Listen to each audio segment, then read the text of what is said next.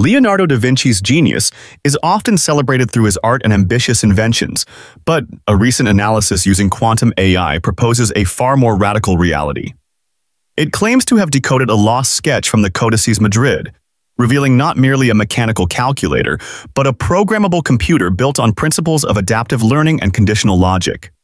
This finding reframes our understanding of his work, casting new light on everything from his failed war machines to the speculative theories of hidden knowledge in his paintings. So, what specific details within this 500-year-old drawing, from its underlying geometric patterns to its capacity for mechanical memory, led the AI to conclude that Leonardo had conceived of the first computer? For over 500 years now, the world's been fascinated by Leonardo da Vinci. I mean, we know him as this incredible artist, right? An inventor sketching things way ahead of his time.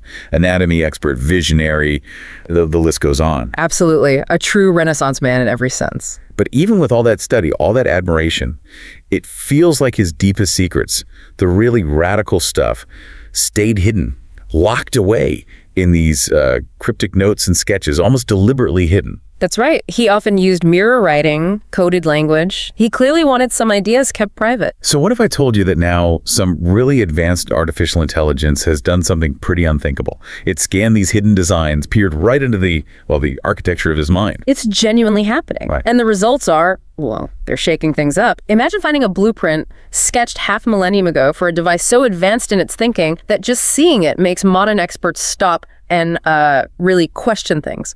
And for years, there have been these theories, haven't there, about Da Vinci maybe having, I don't know, otherworldly help, or even some kind of like time travel experience. They always seemed a bit out there. They did, but they persisted, didn't they? Because his genius often just didn't fit the box of his own time. There wasn't always a clear, logical progression from the knowledge available then to the concepts he was exploring. Exactly. Defied explanation.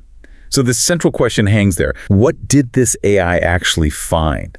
What gives those, fringe theories maybe a bit more weight now? We're not just talking about finding another clever gadget he sketched. Some researchers are looking at this AI analysis and seeing something more profound, maybe even a kind of warning embedded in the designs, or evidence of a mind that wasn't just designing things, but maybe programming them. Programming. Like a machine with its own logic, a mind made of wood and steel centuries before computers. That sounds incredible. It does. And that's our mission for this deep dive. We want to unpack these frankly amazing new insights from the AI scans.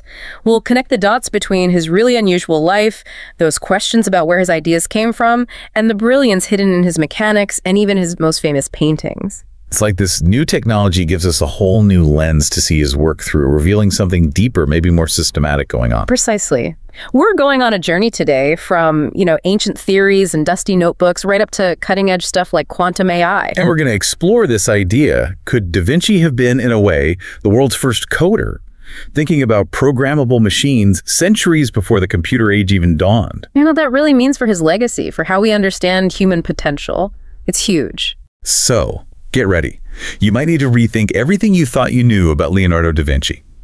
Okay, so let's really dig into this enigma of Leonardo. A mind that, honestly, even before AI got involved, just seemed different, operating way beyond his time. To really get the impact of the AI stuff, we need to understand his background, right? Because it was definitely not typical for a Renaissance genius. Not at all. He was born April 15th, 1452, not in Florence, the big art center, but in Vinci, a small Tuscan village.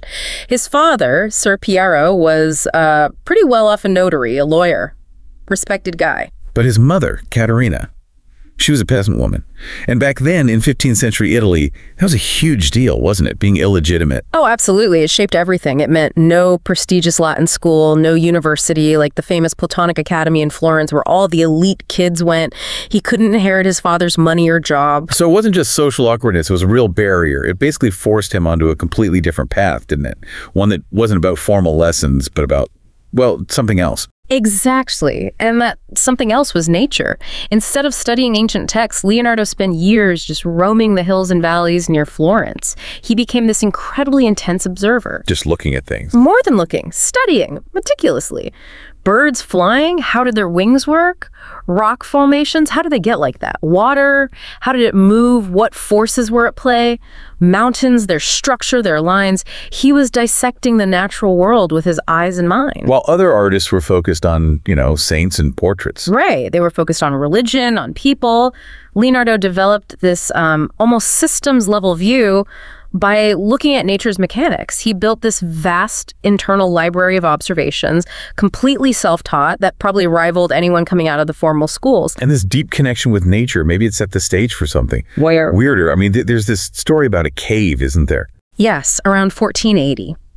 He writes about it in his notebooks, finding this mysterious cave in the mountains, and he describes this really strong emotional reaction torn between fear and desire. Terrified of the darkness, but also intensely curious about what secrets it might hold. Okay, intriguing. But then what? Well, this is where it gets really interesting. Right after that cave entry in his notes, there are 2 years where he just disappears from the record. No letters, no contracts, no documented whereabouts. 2 whole years. Historians call them the missing years. And that's where the speculation really kicks in, right? Filling that gap. Oh, absolutely. And the speculation goes in some wild directions. Did he somehow travel through time in that cave? Did he find some kind of portal? Portal? Seriously? Well, that's one theory. The idea is maybe he saw things from the future. Glimpsed helicopters or robots, advanced weapons, things that wouldn't exist for centuries. And when he came back, those images became the source, the inspiration for his seemingly impossible drawings. Okay, what else? Others push it even further. Contact with extraterrestrials. Maybe they gave him the ideas, the advanced knowledge. Aliens, because his designs were just too advanced for his time. That's the argument. Some of his concepts seem to leapfrog centuries of scientific understanding. So proponents of this theory ask, where else could that knowledge have come from? An external, highly advanced source seems, to them, like a plausible explanation for the sheer impossibility of it all. Now, these aren't just, recent internet theories, are they? People suspected hidden stuff in his work long before AI. You mentioned the mirror writing. Exactly. That alone tells you he liked hiding things, encoding information. So naturally, people started looking for similar secrets hidden in his art. Take the Annunciation. Under X-ray, the angel Gabriel kind of fades. It looks like he painted over an earlier version, making it ghostly. Okay, so maybe just a correction. Maybe. Or some interpret it as Leonardo hinting he was also a messenger, carrying special knowledge, maybe hidden knowledge, beyond the usual religious stuff, hinting at something deeper under the surface. And then there are the mirror theories, with the Mona Lisa and Virgin of the Rocks. Yes, this is where it gets quite specific. The idea is, if you place mirrors at certain angles against these paintings, hidden shapes emerge. Some people see faces, even things that look, well, alien-like. Just seeing things, or is there more to it? Well, a designer, Terence Masson, actually used computer analysis. He digitally mirrored sections, ran tests, and he claimed he found these distinct, symmetrical shapes that strongly resemble, to him anyway, non-human heads or faces. That gave the idea a sort of technological boost, moved it beyond just subjective interpretation for some. Interesting. What about other paintings? St. John the Baptist is another key one. The figure coming out of the dark, pointing upwards. That gesture. Usually seen as pointing to heaven, right? Divine truth? Traditionally, yes. But in this context, some read it as pointing to a truth from another realm, a secret Leonardo held. And again, if you digitally mirror that painting, people claim to see strange faces, non-human forms in the combined shapes and shadows. It feeds that narrative of hidden, possibly otherworldly knowledge. But it wasn't all about aliens, was it? There was something else found in the Adoration of the Magi. The unfinished one. Right. That was fascinating. Around 2002, they used infrared cameras technology that can see through paint layers, and beneath the surface, they found all these hidden drawings, horses, buildings, people he'd sketched out first. Standard practice, maybe? Perhaps. But the striking thing was finding a ruined Christian church in the background being apparently replaced by an Egyptian temple, and on top of it, a lotus flower symbol. The lotus flower. Isn't that important in, ancient Egypt? Hugely important. It's often called the flower of life. It's tied to creation myths, sacred geometry, universal secrets. Finding that symbol there suggests Da Vinci wasn't just casually interested in Egypt. He was potentially tapping into deep ancient symbolism, hidden knowledge traditions, maybe even the mathematical patterns believed to underpin reality. It hints at a mind connecting wisdom across different cultures and times. Okay, so putting it all together, His unusual background, the missing years after the cave, these weird clues people found in his paintings even before AI. It does paint a picture, doesn't it? It fueled this idea that he had access to something more. Some hidden source. Exactly. These weren't just idle fantasies. They were attempts to grapple with a level of genius that just didn't seem to fit the 15th century. It was clearly operating on a different wavelength. Which brings us right up to today. And the AI, this is where it shifts from, intriguing theories and interpretations to something much more concrete, shocking even. We're talking about a seriously powerful AI system scanning some of Da Vinci's lesser-known sketches, drawings people hadn't paid that much attention to before. And the results were, well, stunning is an understatement. This AI, it can see patterns, tiny details the human eye just skips over, and it found this incredibly detailed design, something that looked remarkably like a modern drone. A drone from the 15th century. You're kidding. Not kidding. Not just a rough sketch either. It had features suggesting guidance systems, a power source concept, ways to maneuver in the air. Things that were just thought completely impossible, inconceivable back then. Wow. Okay. Just imagining Leonardo drawing a drone with guidance systems. Yeah. That alone is mind-blowing. But you said it got even more shocking. It did, because in the margins of these drone-like designs, the AI found these weird symbols, almost like a code. And when the AI, using its pattern recognition abilities, translated them, they mapped onto a complex mathematical formula, a principle of physics, actually. Right.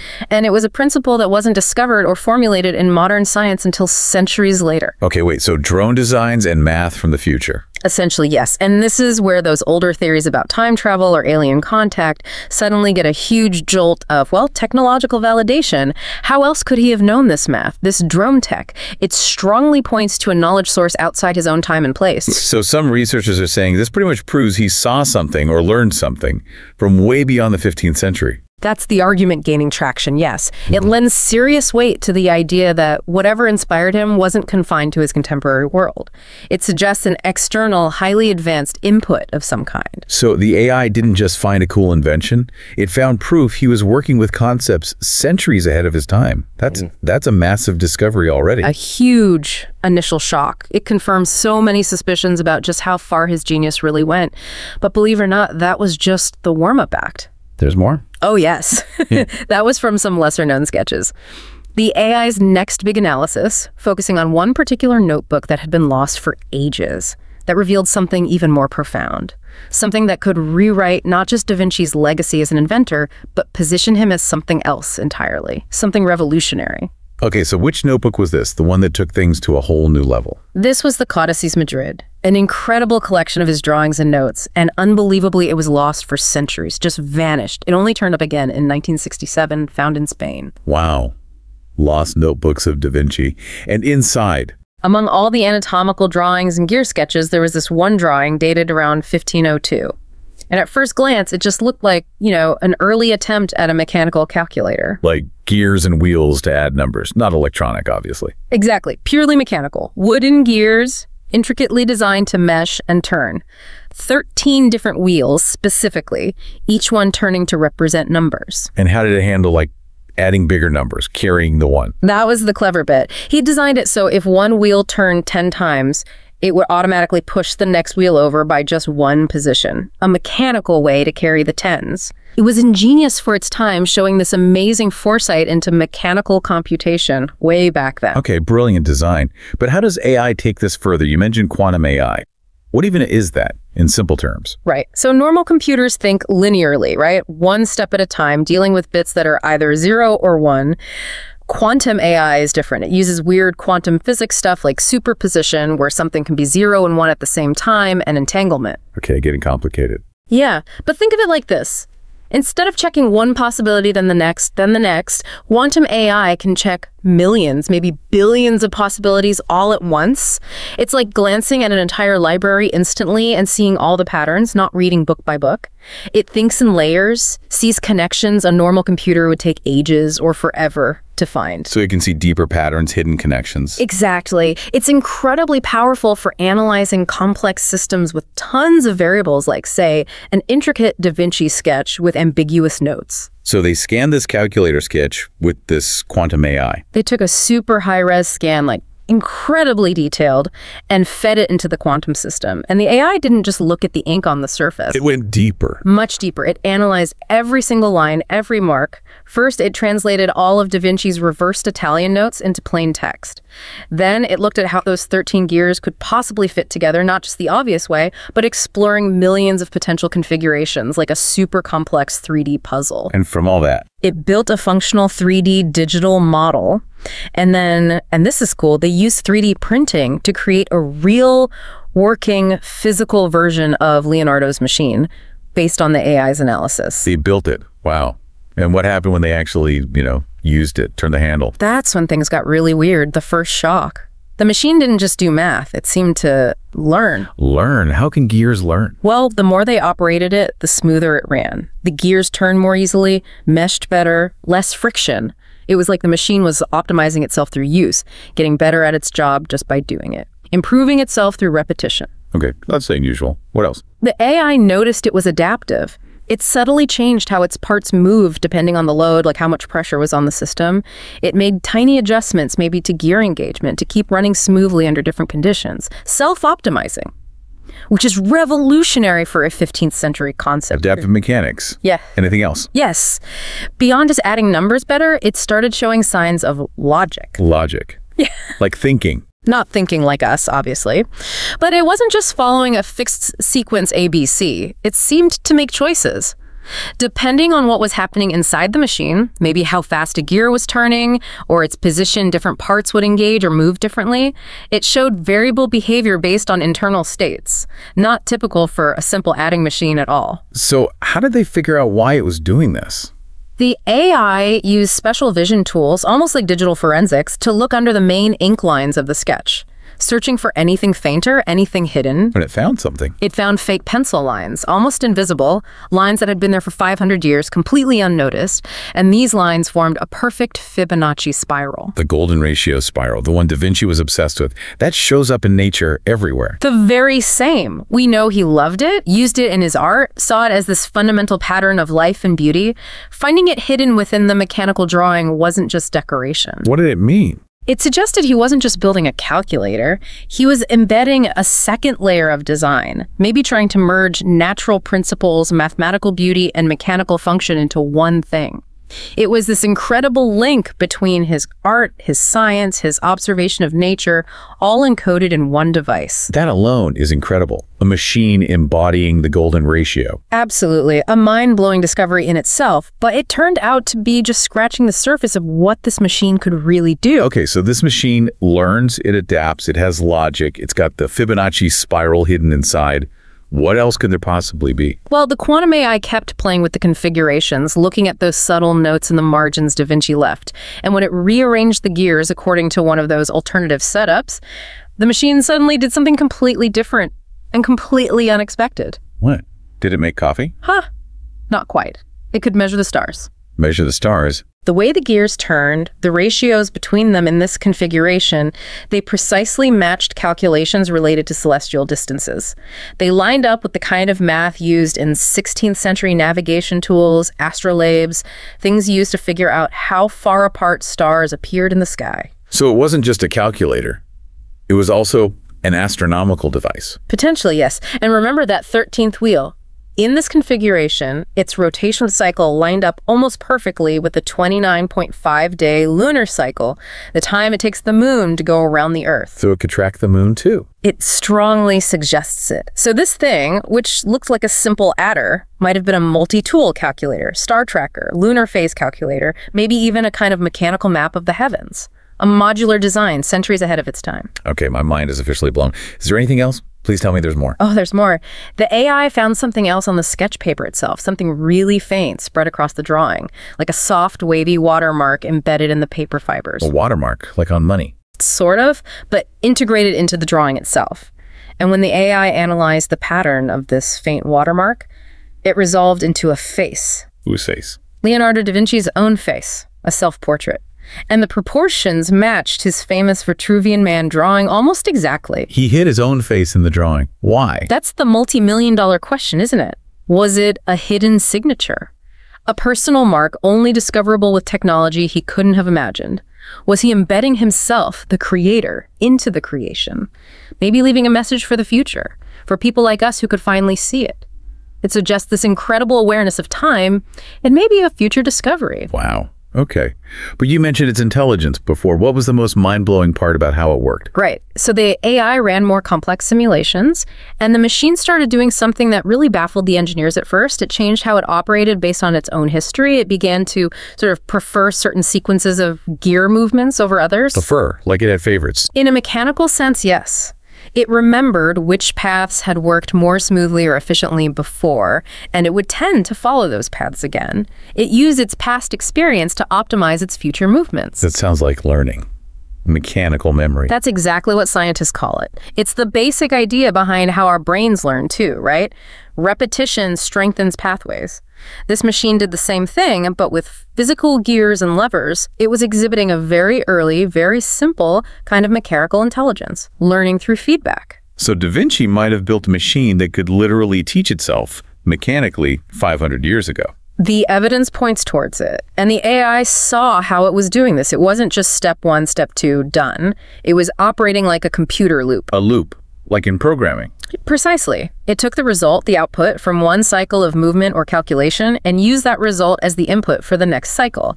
It was constantly feeding back into itself, changing, refining, improving with each iteration. That iterative processing output becoming input, that's fundamental to how all modern computers work. Okay. And the logic part, the choices it made. That was the other huge piece. It demonstrated what we call conditional logic.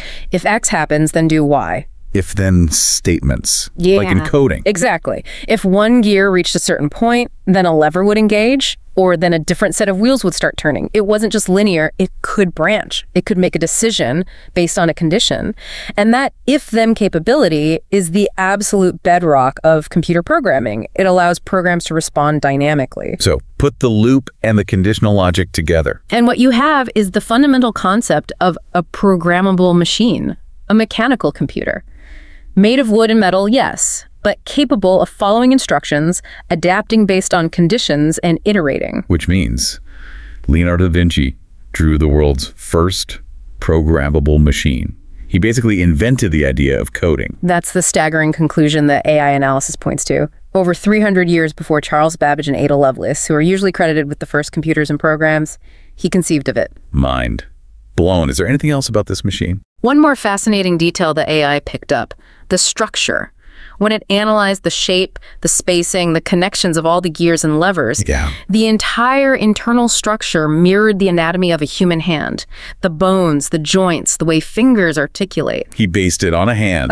We know he dissected hands constantly, drew them obsessively. Exactly. It suggests he wasn't just building a machine, he was building it to interface with humans almost organically. Even the handle you turn wasn't just a crank, it was shaped ergonomically for easy wrist and finger movement, like it was meant to be an extension of the body, made by people to move like people. A human-machine interface designed 500 years ago. It seems so. So when the quantum AI put everything together, the gears, the math, the hidden spiral, the self-portrait, the learning, the looping, the conditional logic, the ergonomics, the conclusion was inescapable. What was it? This wasn't just a calculator. This was a complete working concept for a mechanical computer. It had loops, adaptation, problem-solving capability, rules, logic, a rudimentary mind hidden in wood and steel. So Leonardo da Vinci, artist, inventor, anatomist, architect, and now? And now, quite possibly, coder. The original coder. It changes everything. Okay, wow. Da Vinci, as potentially the world's first coder, that's a fundamental shift, a revelation driven by AI. But, you know, this coder mindset, this way of thinking systematically, logically, it makes you look at his whole life differently, doesn't it? Not just the newly discovered stuff, but everything he did. It really does. You start seeing that analytical system-building approach everywhere. Think about his journey. He starts as this illegitimate kid, an outsider with no rights, but he doesn't just accept it. He observes, learns, trains under Verrocchio in Florence, and rapidly becomes a master painter, even better than his teacher. He's analyzing the system of art and mastering it. But he hit bumps along the way. That sodomy accusation, for instance, that must have been tough. Very tough. It damaged his reputation, forced him to move, and he famously left projects unfinished, like the Adoration of the Magi. Got sued for it, even. which sounds bad, but maybe it shows that coder mind, again, always prototyping, iterating, maybe getting bored once he'd solved the core problem in his head, ready for the next challenge rather than just executing. Interesting take. So he moves to Milan, works for Dux Forza, paints the lady with an ermine, plans that huge horse statue. Right, the Sforza horse, meant to be the biggest bronze statue ever. Never happened because of war, the bronze was used for cannons, but the planning, the engineering calculations involved were immense. And it was in Milan he painted The Last Supper. Where he was secretly dissecting bodies, right? To understand anatomy for the painting. Exactly. Highly illegal, forbidden by the church. Yeah. But he needed the data. He needed to understand the underlying code of the human body, the muscles, the expressions, to make the painting realistic. A systematic, if risky, approach to gathering information. At Milan falls, he has to leave. Becomes a bit of a nomad. Yeah, traveled around trying to get patrons for his military ideas, war machines, city defenses. Often seen as too imaginative, though. He worked for Cesare Borgia for a while, the infamous military leader, as an engineer. Designed amazing maps, fortifications, very precise work. But he didn't like the reality of war. Apparently it horrified him. He saw his genius being applied to destruction and couldn't stomach it. Left Borgia's service. Later in life, he paints the Mona Lisa, carries it everywhere, keeps tinkering with it, like a project he never quite finished iterating on. Finally ends up in France under King Francis I's care, dies there like royalty, really. An amazing arc from illegitimate child to celebrated genius. So this systematic mind applied to everything. But not all his inventions actually worked, did they? Some were maybe too ambitious. Definitely. And looking at the failures through this coder lens is also revealing. His risky inventions often failed because the hardware of his time, the materials, the engineering, just wasn't up to the software of his ideas. But the thinking was often sound. Like the diving suit for Venice. Yeah, early 1500s. Leather suit, breathing tubes to a floating bell for air, even a pouch for, well, you know. Clever system design for underwater survival, but practically. Leather gets stiff, depth was limited, how useful in combat was debatable, and he himself worried about it being misused sinking ships. An ethical debug consideration, perhaps. And the famous tank.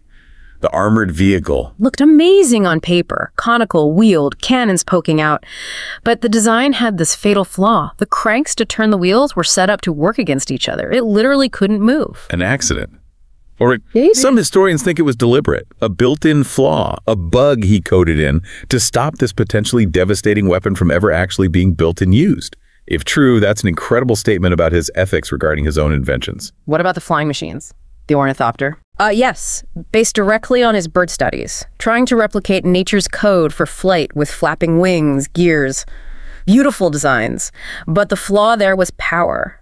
A human pilot simply couldn't generate enough muscle power to make it work. The physics was off for human physiology. Modern attempts only work with super light materials and engine stuff he didn't have. His systematic observation was brilliant, but the execution was impossible then. The parachute too, right? Designed way before anyone actually jumped. 1485 design. Pyramid shape, linen, wooden frame. Showed he understood air resistance, the basic principle. But again, execution. In 2000, Adrian Nicholas built one to the specs, jumped with it. Did it work? It slowed him down. Proved the concept worked. But the heavy wooden frame made landing safely impossible on its own. He needed a modern backup chute. So, a successful prototype demonstrating the core idea, but not a finished practical product. And he wasn't always the absolute first with an idea, was he? He built on others' work sometimes. True. His parachute looks a bit like an earlier design by Tucola. And the Vitruvian Man, that iconic image of human proportion. It was based heavily on work by his friend Giacomo Andrea da Ferrara, whom Leonardo even credited in his notes. So, not working in total isolation. No, and that's okay. It shows he was part of an intellectual network, synthesizing ideas, refining them, building upon them, which is also how good coding or innovation often works. Even his failures were groundbreaking. They pushed boundaries, asked the right questions, and often laid the foundation, the conceptual code base, for breakthroughs that came much later. Okay, let's turn to maybe his most famous painting, The Last Supper. If we look at this through the lens of Da Vinci, the coder, the systematic thinker, what new layers emerge? It's more than just a beautiful picture, right? Oh, absolutely. The Last Supper is a masterclass in visual programming, you could say. It depicts that incredibly intense moment Jesus revealing his betrayal. And Da Vinci's genius is how he codes the distinct reaction of every single disciple. Through their faces, their hands. Oh, exactly. Shock, Anger, disbelief, denial, questioning. Each one is a unique emotional output. And it wasn't guesswork. He studied people. He observed real human reactions, how emotions manifest physically. He gathered data like a researcher to make each gesture, each expression authentic. He programmed the scene with incredibly precise emotional information. And the composition itself feels very deliberate, very structured. Totally structured. Jesus is right in the calm center, framed by the windows, the light making him the focal point.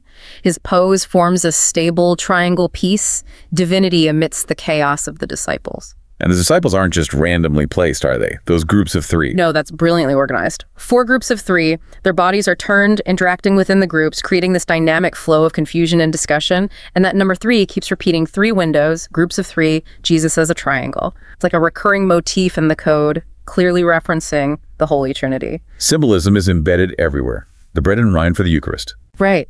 And Judas is subtly marked darker face, reaching for the bowl with Jesus, visually flagging him as the betrayer, based directly on the biblical code, the scripture.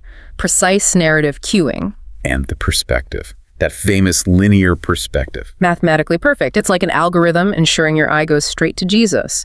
All the lines in the room, ceiling, walls, table, they all converge precisely on his head. It's not just artistic flair, it's a calculated instruction to the viewer, making him the absolute central processing unit of the image, you might say. So incredibly planned. What about those theories of other hidden messages, like Mary Magdalene being there instead of John? That's a very popular one, especially after certain books and movies. The idea that the figure to Jesus's left, looking quite feminine, is Mary, implying a secret relationship. Well, what do experts generally think? Most art historians identify that figure as the Apostle John, traditionally depicted as young and beardless, often close to Jesus. It fits artistic conventions of the time. While the Mary theory is intriguing, it's largely considered speculative, maybe reading modern ideas back into the painting, trying to find a hidden code that might not be there. Any other secret code theories? Music notes, shapes? There have been others, yes. People claiming the arrangement of hands and bread loaves forms musical notation, or that mirroring parts reveals hidden shapes. Again, mostly speculative, without strong consensus or definitive proof. Fascinating to think about, but maybe not intentional code from Leonardo. The real tragedy of the painting, though, is its physical state. And that comes back to his experimental, almost developer mindset. You didn't use fresco, right? Painting on wet plaster. No. Fresco dries fast, limits detail. He wanted more time, more nuance, like working in layers of code. So he experimented, painting with tempera and oil on a dry wall. It allowed incredible detail. But it didn't bond well. It started decaying almost immediately. It's flaked, peeled, suffered damage from humidity, wars, bad restorations over centuries. It's incredibly fragile. Yet it still has this immense power. Absolutely. Despite the physical degradation, the core program, the emotional power, the narrative structure, the brilliant composition, the human insight that all still shines through. It's a testament to the strength of his original vision, his blend of art, science, and understanding the code of human emotion. So as we wrap up this deep dive, it's clear Leonardo da Vinci was just operating on a whole other level. This blend of art, science, engineering, his understanding of human feelings, the natural world, it's staggering. Truly unparalleled. He wasn't just observing, he was analyzing systems, looking for the underlying principles, the code in everything from a bird's wing to human emotion to the stars. And the role of AI in all this, it's genuinely game-changing, isn't it? Finally letting us see these secrets he encoded, secrets hidden for 500 years. It's incredible. The AI didn't just find a drawing of a machine, it helped us understand the mind behind the machine, revealing this concept of a programmable device, a mind hidden in wood and steel, conceived centuries before its time. It confirms his visionary status in a way we could never have proven before. It really makes you think. It fundamentally shifts our perspective on him and maybe on history itself. It absolutely does. He wasn't just anticipating future inventions, he was anticipating future ways of thinking. Coding, conditional logic, self-learning systems. Which leaves us with a pretty big question, doesn't it? If AI could unlock this much about Da Vinci, what other secrets are still out there, hidden in his thousands of pages of notes, or maybe in the work of other historical geniuses, waiting for technology to finally catch up and read the code? Or, maybe even more profoundly, what does it say about human ingenuity itself? If the seeds of our most advanced modern concepts, like computing, were already being planted, conceptually at least half a millennium ago, what does that tell us about the potential and perhaps the recurring patterns of the human mind across history? Definitely something to ponder. What other code is hidden in plain sight, just waiting for the right key? Welcome to the Deep Dive.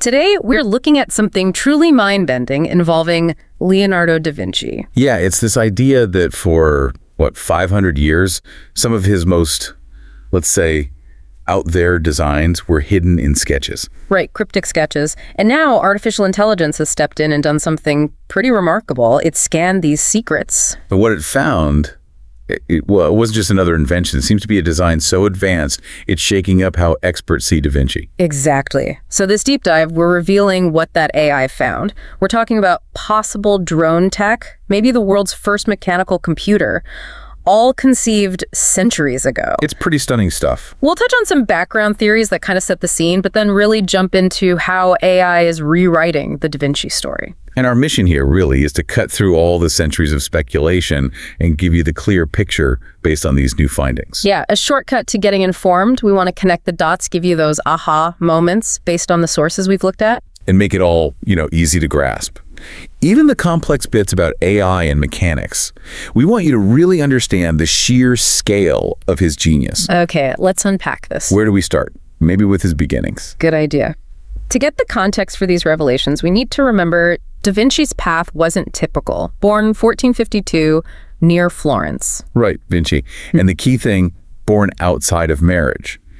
That meant no fancy schools like the Platonic Academy, no inheritance. Which sounds like a disadvantage, but maybe it wasn't entirely. Well, that's what's fascinating. Because he couldn't go to those schools, he spent years just out there in the countryside. Observing. Intensely. Birds flying, water moving, rocks, mountains.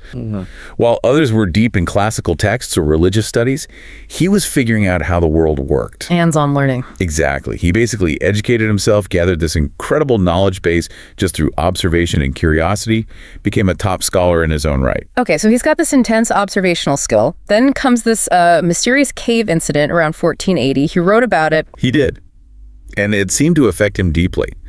This is where things get interesting and maybe a bit speculative, because there are those 2 years where records are sparse. The missing years. Ah, the missing years. What are the theories there? Because this feeds into the whole hidden knowledge idea, doesn't it? It does. Some researchers really run with this. Time travel. Contact with beings from another world. Seriously, like he went into the cave and saw the future. That's the theory. Some suggest he entered a portal, saw helicopters, robots, advanced tech we have now, and came back trying to sketch it all. Wow, okay. And aliens. Yeah, or that aliens perhaps gave him these advanced ideas. Now look, these are theories, not proven facts. Sure. Big leap. But they highlight how people have always seen Da Vinci as someone operating on a completely different level, way ahead of his time. And it sets the stage for why we're so fascinated by hidden codes in his work. Right. So if he did have some kind of special knowledge, how would he share it? Or hide it? Many believe he encoded messages right into his art. And of course, there's the famous mirror writing. That backward script you need a mirror to read, that alone suggests secrets, doesn't it? It definitely suggests an intention to conceal, or at least make information harder to access. But it goes beyond the notebooks. Into the paintings themselves? Exactly. Look at the Annunciation. An X-ray apparently shows the angel Gabriel kind of fading out. Some read that as Leonardo maybe hinting he was a messenger. And the Mona Lisa. I've heard theories about mirrors there too. Oh yeah. People claim if you place mirrors at specific angles, you see hidden shapes. Some even say, well, alien-looking figures. Alien faces in the Mona Lisa. Okay. And Virgin of the Rocks too. The hand gestures are supposedly clues for where to put the mirrors. A designer, Terence Mason, actually used computers to check this out. And he found shapes that, look like quote-unquote alien heads. It feeds the narrative. Then there's St. John the Baptist, pointing upwards, emerging from darkness. Like showing the way to another world, some say. And again, mirroring that painting. Researchers claim to see another potential alien face. It's a recurring theme in these interpretations. It is. And it ties into other discoveries too, like in 2002, using infrared on the unfinished Adoration of the Magi. What did they find there? Hidden drawings. Underneath the main painting, yeah. A ruined Christian church being sort of replaced by an Egyptian temple. And a lotus flower symbol. The flower of life. Exactly. That complex geometric symbol linked to, the secrets of the universe. It suggests Da Vinci was deeply into hidden knowledge, maybe esoteric or even non-earthly sources. So fast forward to now, we have these powerful AI tools looking at his work. That feels like a game changer. Absolutely groundbreaking. They used AI to scan one specific sketch, lesser known, considered way too advanced, maybe even dangerous for its time. And the AI found what exactly? Okay, get this. Hidden under the faded ink, a detailed design. And it looked remarkably like a modern drone. A drone, complete with guidance systems and all that. Guidance systems, aerial capabilities. Things nobody thought possible in the 15th century. Think about the mechanics, the aerodynamics needed just to conceive that. It's staggering. It shows his concepts were just out there, even if the tech didn't exist to build them. Precisely. His imagination was centuries ahead. But it gets even wilder. How so? In the margins of that drone sketch, there were symbols. Encoded symbols. Which the AI could translate. Yes. And when it did, they pointed to a mathematical formula, one that didn't show up in physics until centuries later. Wait, so not just an advanced design, but based on future science? That's what it implies. Yeah. It wasn't just mechanical genius. It seemed to incorporate scientific principles unknown in his era. So connecting the dots. Maybe those cave theories, seeing the future. This drone sketch seems to support that kind of idea, doesn't it? It certainly strengthens the argument that his inspiration might have come from. Well, not his own time. The AI didn't just find a drawing. It resurrected this hidden concept after 500 years. It really pushes the boundaries of what we thought he knew. A genuine aha moment. You said it. A forbidden invention, maybe from another time. Okay, so that's the drone. But there was another major AI discovery, right? From a different source. Yes, completely different. This came from the Codices Madrid, those notebooks that were lost for centuries, only found in 1967. Right.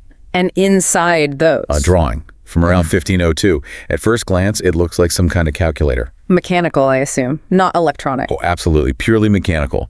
Intricate wooden gears, 13 interlocking wheels. It's a really clever system for doing calculations. How did it work? Like an old adding machine? Sort of, yeah. Think of an odometer in a car. Each wheel turns 10 times and click, it moves the next wheel over one notch. Simple principle, but allows for complex math. Okay, so researchers scanned this sketch. High quality scan.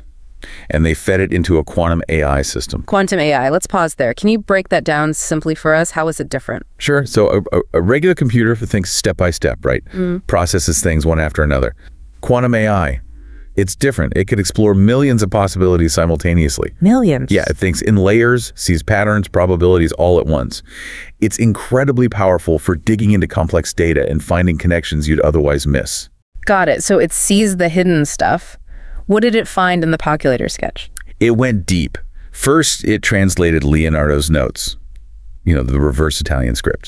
Got that into plain text. Okay. Then, it was like assembling a 3D puzzle. The AI figured out exactly how all the gears fit and worked together, building a complete digital model. And they actually built it? They did. Using 3D printing, based on the AI's model, they created a working version of this 500-year-old machine. Wow. And did it work? Did it calculate? It did. But here's where it gets really weird, almost spooky. It didn't just do the math. What else? It seemed to learn, to get better at it. Learn? A mechanical device? How? The more they used it, the smoother the gears operated. Yeah. The AI actually tracked this. It noticed the machine adjusted its movements based on the pressure on the gears. It adjusted itself. Making tiny changes to how the gears interacted for smoother operation. Think about that. A 16th century wooden machine showing signs of adaptation of learning. That's uncanny. It makes you wonder what Da Vinci himself thought if he ever prototyped it. Right. Did he realize he'd made something that adapts? So the big question arose. Was this just a calculator? Because learning isn't typical calculator behavior. Exactly. The AI saw signs of logic, like it was making choices, changing behavior based on input. That's beyond simple addition. And there was more hidden. Yes. Underneath the main ink lines, the AI found faint pencil lines. Yeah. And they formed a Fibonacci spiral. The golden ratio. That pattern is everywhere in nature, and Da Vinci was obsessed with it. He was. So finding it hidden within the mechanics suggests a deeper design, a connection between the machine, math, nature, art, layers of meaning. Okay, so the AI is digging deeper. It's modeling the gears. What else came up? Well, the AI kept experimenting, virtually rearranging the gears based on the design, and that led to another shocker. Go on. With a slightly different gear arrangement, the machine wasn't just calculating numbers, it could measure the stars. Measure the stars. How? The way the gears turned and interacted, their ratios, they actually matched celestial distances, aligning with 16th century understanding of navigation and astronomy. So it could track planetary movements or something. It seems so. And one specific gear, the 13th wheel, lined up almost perfectly with the lunar cycle 29.5 days. The time it takes the moon to orbit Earth. Exactly. So suddenly, it's not just a calculator, it's a star tracker, a navigational device, a mechanical map of the heavens. Incredible. And there's something about a watermark, too. Yeah, this strange wavy watermark hidden on the page itself. The AI analyzed it. And It was Leonardo's own face, yeah, rendered with the proportions of his famous Vitruvian Man. like a hidden signature, only visible hundreds of years later with advanced tech. Precisely. A personal mark embedded in the very fabric of the design. But the most mind-blowing part was still coming. There's more. After star tracking and hidden self-portraits, Oh, yeah. The AI ran more simulations, really pushing the virtual machine, and it exhibited something called mechanical memory. mechanical memory, what does that mean? It means the machine literally remembered its previous movements, its previous states, and used that memory to perform subsequent operations more efficiently. Like practice makes perfect. Exactly like that. It's how our brains learn, right? Yeah. Repetition builds pathways. This machine was doing a mechanical version of that. A very basic but definite form of intelligence. Wow. Okay. The AI recognized this pattern. The machine wasn't just performing a single task, it was operating in a loop. A loop. Yes, using its own output as the input for the next cycle, constantly refining, improving. That's fundamental to how modern computers work. Computer loops. And it gets better. The AI identified conditional logic. Mina. If X happens, then do Y. If this gear reaches a certain point, then engage that other mechanism, that if-then structure. That's the absolute core of computer programming. If-then logic in a 16th century design. Exactly. So the conclusion starts to crystallize. Leonardo da Vinci might have designed the world's first programmable machine. A mechanical computer. Yes, inventing the concept of coding over 300 years before Babbage and Ada Lovelace, who usually get the credit. That completely rewrites the history of computing. It really does, pushing the origin back by centuries. It just challenges everything we thought we knew about the timeline of innovation. And the AI found even more connections, didn't it? Something about the human hand. Right. This is another layer. When the AI analyzed the shape and structure of the gears and levers, It looked familiar. it perfectly matched the bone structure of a human hand, the joints, the fingers.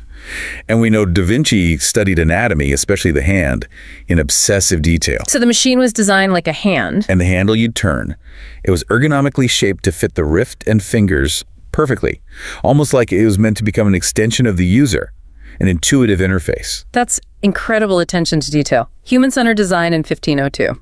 Putting it all together, the calculating gears, the Fibonacci spiral, the star tracking, the mechanical memory, the loops, the conditional logic, the hand-like design. The AI concluded. This was a complete working mechanical computer. It could loop, adapt, solve different kinds of problems using repeating cycles, much like a modern processor. So Leonardo da Vinci wasn't just an artist, inventor, anatomist. He was also essentially a coder. The first coder, perhaps. That is absolutely staggering. It reframes his entire legacy. It really does. But, it's also important to remember, amidst all this genius revealed by AI, not everything Da Vinci dreamed up worked out. Right, context is key. He had brilliant ideas, but the technology of his time often couldn't keep up, right? Exactly.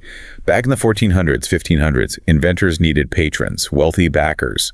Da Vinci famously wrote that letter to the Duke of Milan. Listing all his skills, war machines, bridges. Yeah, basically pitching himself. A lot of those incredible war machine ideas, they were likely conceptual, designed to impress, maybe never intended for actual construction or full testing. Like the diving suit he designed for Venice. Around the early 1500s, yeah. Fear of Ottoman attack. It was leather, had goggles, breathing tubes, even an air supply system. Sounds advanced. Incredibly creative for the time, absolutely. Yeah. But practical, probably not. Couldn't go very deep. And Da Vinci himself later wrote, he didn't fully detail its use because he feared it would be used for evil, like sinking ships. Interesting. And the armored tank? Looked great on paper, but the design had a fundamental flaw. The gearing system meant it literally couldn't move properly. Some think he put that flaw in deliberately. to prevent it being used. That's a theory, yeah. Sort of pacifist sabotage. We don't know for sure. He was obsessed with flight, too, the ornithopters. Studied birds constantly, drew countless designs for flapping wing machines. But the problem was power. They required human muscle alone, which just wasn't feasible. Even today, flying ornithopters are experimental, needing modern materials. Right, and his parachute design from 1485. The pyramid-shaped one. People thought that wouldn't work for ages. Until 2000, when that daredevil Adrian Nicholas actually built and tested it. And it did slow his fall. But the wooden frame was so heavy, landing safely was another issue. He had to cut away and use a modern parachute. So, brilliant concept, flawed execution given the materials. And it's worth noting, sometimes he wasn't even the absolute first with an idea. His parachute was similar to an earlier one by Nicola, his famous Vitruvian Man, built on work by his friend Giacomo Andrea da Ferrara. So what's the takeaway from these failures or shared ideas? It doesn't diminish his genius at all. It just shows the reality of invention. Even when his ideas didn't fully pan out in his lifetime, they reveal that incredible creativity, that relentless pushing of boundaries. His imagination paved the way. It grounds the almost mythical figure a bit while still highlighting the scope of his thinking. Maybe we should quickly touch on the man himself, his life story. Good idea. So, born April 15th, 1452, in that small Tuscan village, Vinci. We mentioned his parents weren't married. Which meant he was just Leonardo from Vinci, couldn't use his father's name, no inheritance. Right. Had to make his own way. Even as a kid, intensely curious, imagining flying, exploring. His father saw the artistic talent, though. And sent him to Florence. To train with the master, Andrea del Verrocchio. Learned painting, sculpture, metalwork, mechanics, architecture, the works. That's where he supposedly painted angels so well, Verrocchio quit painting. That's the legend, yeah, for the baptism of Christ. By his mid-20s, he was a master painter. But then came that sodomy accusation. Which wasn't proven, but hurt his reputation. It seems so. He never married, maybe focused entirely on his work. It was a dangerous time, too, feuding families, political intrigue. He even sketched an assassin after a public hanging. He struggled to finish things sometimes, like the Adoration of the Magi. Yes, left it unfinished. He moved to Milan, looking for work with Duke Ludovico Sforza. That's when he painted Lady with an Ermine and started work on that massive bronze horse statue. Which only got as far as a clay model, right? Right, the French invasion interrupted things. But in Milan, he also painted The Last Supper. Took him 3 years. And during that time, he was secretly dissecting human bodies. Yes, incredibly risky work, forbidden by the church. But his anatomical studies were revolutionary. Those notebooks were hidden for over a century after he died. So after Milan fell, he moved around, trying to sell war machine ideas. Yeah, tried to find patrons, but people often found his ideas too. Imaginative, maybe too impractical. You had that famous rivalry with Michelangelo back in Florence too. The younger, more fiery artist. He worked briefly for Cesare Borgia as a military engineer, but apparently seeing real warfare shocked him. And then back in Florence, he painted the Mona Lisa. Yes, supposedly started it then. Carried it with him for years, constantly tweaking it. Still a mystery who she is, what that smile means. In his later years. King Francis I of France became a great patron. Leonardo lived in France until his death in 1519, age 67. His right arm had weakened, possibly from a stroke. And he left the Mona Lisa and his notebooks to his student, Salai. Melzi, actually, his other favorite student, yeah. So, born with no rights, died almost like royalty. His curiosity, his art, his science, still shaping things today. Maybe we should dive a bit deeper into The Last Supper specifically. It's so iconic and connects art, emotion, maybe even codes. Absolutely. It captures that incredibly dramatic moment, Jesus revealing one disciple will betray him. And you see it on their faces, right? The shock, confusion. Masterfully done. Yeah. Da Vinci used body language, hand gestures, individual expressions to create this palpable tension. Each apostle reacts differently. Jesus is calm, though. Central. Perfectly central. Calm. His head and hands form a triangle stability, peace. The light from the windows behind him frames him. Your eye goes right there. And the disciples are in groups. Groups of 3, 4 groups total. Their bodies twist and turn. Da Vinci studied real people's expressions to get that authenticity. There's symbolism too, isn't there? The number 3. Loads of it. 3 windows, the apostles in threes, Jesus' triangular form, likely referencing the Holy Trinity.